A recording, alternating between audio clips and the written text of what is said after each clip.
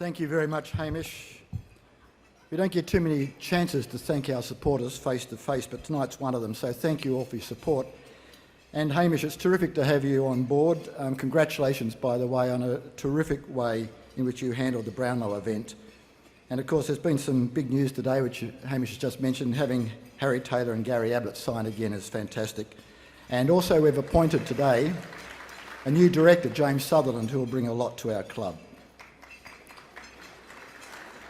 The Carji evening is a time to take stock of the year. We do celebrate Richmond for their win, and I've done that already through clenched teeth. We know that flags are very, very hard to win. And we also believe that 2019 has been a very good year for our club, both on and off the field. We now have 4 football teams, AFL men's and women's, and VFL men's and women's. All 4 teams made the finals this year, which is a great achievement. We congratulate our AFLW team. They made the finals in their first season, of course, and the crowd of 18,000 at their first home game is the highest crowd achieved by any club this year. Our club's profitability is back to an acceptable level. It's not in the league of the very rich clubs like West Coast, but it's enough to ensure that we can fund our core programs very well. We reached a record membership of 66,000. Our sponsorship dollars are now the second highest amongst the 18 AFL clubs, which means, all of this means that our marketing and commercial people are doing a great job. We persuaded the AFL to give us 9 home games in Geelong and are again pushing for 11. And our community programs contribute to the community, and this year will reach over 40,000 people. Our Deakin Cats Community Centre has been used by over 110,000 people since it opened 6 years ago, and there are many highlights amongst our community programs, but one of them this year was launching our sensory room at the stadium, the first in Australia, where people who suffer from sensory overload during games can retreat for a while to a quieter place. Our hospitality business, which we've named Higher Mark, won statewide prizes for its excellence. We got rid of gambling advertising at our stadium, which is a first in Australia, and we're going to be completely out of our poker machines within a few months, and we expect to be debt-free by early next year, which is possibly the first time in over 50 years. And so we want to thank all of our players and staff, as well as their families, for their very hard work. Running a football club these days is 24/7 and then some. Our people put up with a lot.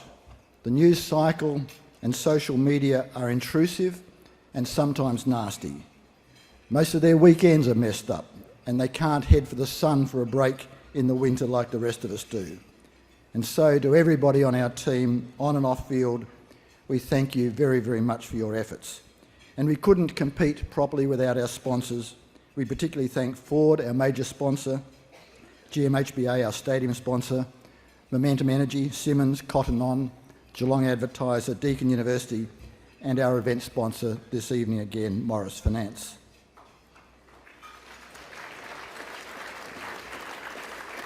I'd like to talk about footy and give you my take on the year. We received many emails and letters throughout the year from our members and supporters. Some are supportive, some disagree with what we're doing, and that's fine. A very few are abusive, and frankly, it's pretty hard to see what makes those people tick. Now, I know that you're going to expect me to say that this has been a very good year, but we do have good reasons to believe this to be the case. And if in summary I was going to summarise it, I'd say we had a real crack this year. The players and our coaches played their hearts out, and we got so close, which makes it disappointing over what seems to be a missed opportunity. As supporters, we hunger for success, and that's reasonable. But let's be very clear, premierships are very hard to win. On average, each club will win 1 flag every 18 years. Kevin Sheedy enjoys telling us that Collingwood has won just 2 flags in the last 60 years. Richmond is now very excited, and they've won 3 in the last 40 years. And we all need to understand that the rules of the AFL are stacked against successful teams. The AFL strategy is to share around success, to stop dynasties developing, and it does this with its equalisation policies like the draft, the player draft and the salary cap. The AFL's intention is that successful teams should head towards the bottom and lower teams should head towards the top. And so what this means is that the most successful teams of the last decade, Hawthorn, Sydney and Geelong, face obstacles as they pursue success without bottoming out. Geelong, for example, has had only one top 10 draft pick in the last 13 years, and that was at number 10. In our preliminary final side against Richmond, we had just 2 players left from our 2011 premiership side, Joel Selwood and Harry Taylor. In other words, we have rebuilt the side while making the finals every year but one, and have done this without access to the top levels of the draft. And our win-loss record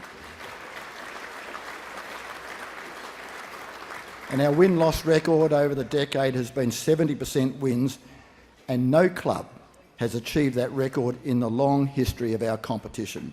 What our football department has achieved is astonishing.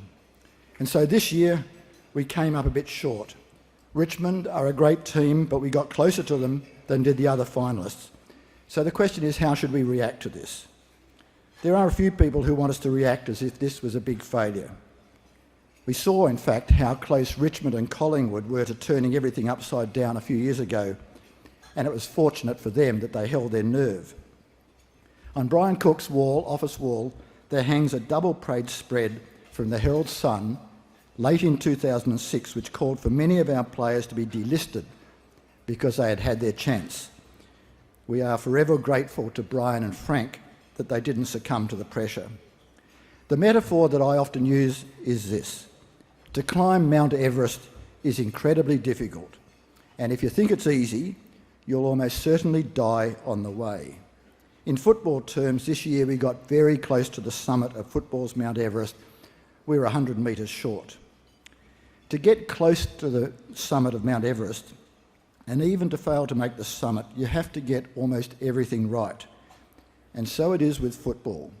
To make the finals every year and to run the eventual premiers close in the preliminary final means that we are getting almost everything right.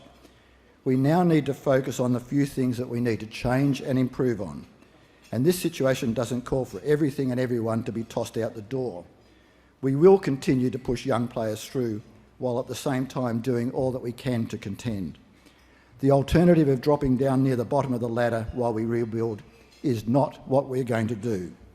We will continue to try to confound expectations. Recently, the AFL website summarised what their 15 experts expected of us at the start of this year. The highest that any of them expected was that we would come 6th. 7 of the 15 predicted that we would miss the finals altogether. And so we are very proud of what's been achieved, although very disappointed at getting so close. And we are excited about what lies ahead for this group of players, and we will work calmly through what we need to do to improve. We do understand our supporters' passion and their disappointment, but we also ask that this passion be expressed in a respectful manner. One of our club's most important values is respect, and this involves how we speak to each other, not just when we meet, but how we talk to each other on social media as well. There is a side to social media that is ugly, and at times I don't know how our players, our coaches and our staff put up with it. I was at a recent meeting of the 18 AFL club presidents and the AFL Commission. It was lunch the day before Brownlow Day, and the conversation can go wherever people want to take it. More than half of the conversation, and this went for over an hour and a half, was about the damage being done on social media to our players, coaches and staff in our industry. Personal attacks and abusive language are contributing to a major problem, the presidents and the Commission believe, that of the mental health of our people and a lack of enjoyment in the workplace. We believe that Geelong supporters are better than that. Everyone is entitled to their view and can disagree with what we're doing, but respect is one of our club's values, and that should guide the way that we speak about each other. And I'm sure I'm preaching to the converted tonight, but this is a message that we want to send to all of our supporters. I once heard a description of a good board of directors that they provide air cover to the executives while they carefully work through what needs to be done without giving into the pressures that make them lose focus and make silly decisions. And that's what we'll continue to do. And so my bottom line on 2019 is that while we made the top 4, we did fall short. And that's why we're disappointed, and that's why we're determined to get better in 2020. But I want to acknowledge the hard work and the achievement of everyone in our football department, so ably led by Simon Lloyd, Chris Scott and Joel Selwood.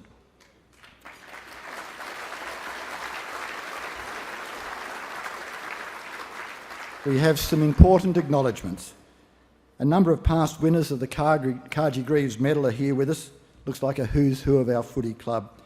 And I'd like each one of them to stand as I read out their names, and then we'll give them a round of applause. Bruce Nankervis, Ray Card, Doug Wade, David Clark, Ben Graham, Colin Rice, Dennis Marshall, Greg Williams, that's one who got away, Matthew Scarlett, Corey Enright, and of course our current players Joel Selwood, Gary Ablett, Tom Hawkins, Mark Blitzarves and Paddy Dangerfield. You guys are heroes of our club, and we thank you again for your wonderful contributions.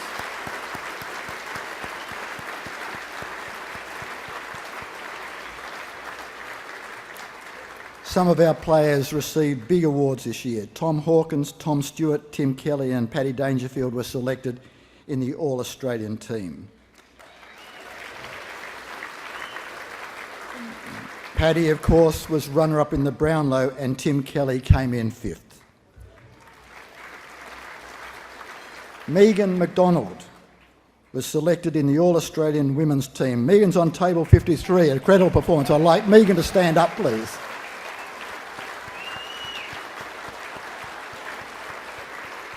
Well done, Megan. 3 of our young players received nominations for the Rising Star Award: Charlie Constable, Brian Myers and Jordan Clark.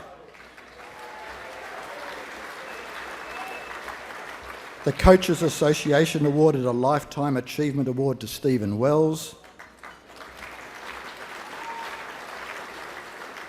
And Gary Rowan and Jermaine Jones were both acknowledged by our entire industry for their great community work.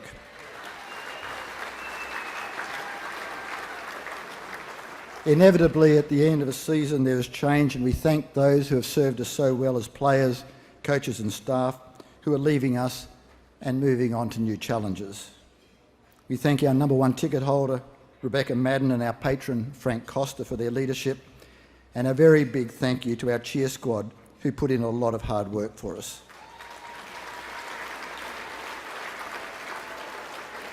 And finally, we're very, very pleased to welcome James Sutherland to our club as a new director, which was announced today. James comes with very deep and wide experience in sport, and we're very thrilled to have someone with his capability joining our board. That's all from me. Thanks again for your support. Enjoy the night.